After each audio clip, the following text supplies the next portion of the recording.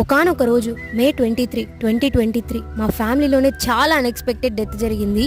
అప్పటిదాకా మనతో సరదాగా మాట్లాడుతూ అన్ని పనులు చేస్తూ ఉన్న మనిషి సడన్ గా ఇంకా లేరు అన్న విషయం డైజెస్ట్ చేసుకోవడం చాలా కష్టంగా అనిపించింది.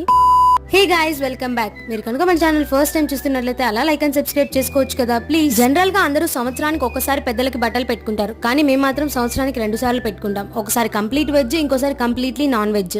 ఈ రోజు నాన్ వెజ్ డే కాబట్టి నాన్ వెజ్ లో ఆయనకి ఇష్టమైన ఐటమ్స్ అన్ని ప్రిపేర్ చేసి నైవేద్యంగా పెడతాము. చనిపోయిన వాళ్ళు దేవుడితో సమానం కాబట్టి ఆయన్ని కూడా ప్రే చేస్తాము మేము. ఈ బట్టలు పెట్టుకునే 2 రోజుల్లో ఎవరు ఎక్కడున్నా కూడా డెఫినెట్లీ ఫ్యామిలీ అందరం కలిసి ఆయనకి బట్టలు పెట్టుకుంటాము. ఎందుకంటే మమ్మల్ని అందరినీ చిన్నప్పటి నుంచి ఆయనే పెంచాడు కాబట్టి మా అందరికీ ఆయన అంటే చాలా ఇష్టం. మా ఫ్యామిలీ మొత్తానికి ఆయనే పెద్ద దిక్కు అన్నట్లు ఉండేవారు. అన్ని మనం అనుకున్నట్లు, అన్ని మనకు నచ్చినట్లు జరిగితే అసలు లైఫ్ ఎందుకు అవుతుంది? అఫ్ కోర్స్ మనకు అది నచ్చినా నచ్చకపోయినా లైఫ్ లో అన్ని సిచ్యువేషన్స్ ని యాక్సెప్ట్ చేస్తేనే లైఫ్ మూవ్ ఆన్ అవుతుంది. డెఫినెట్లీ ఆయన మేము చాలా మిస్ అవుతున్నాము.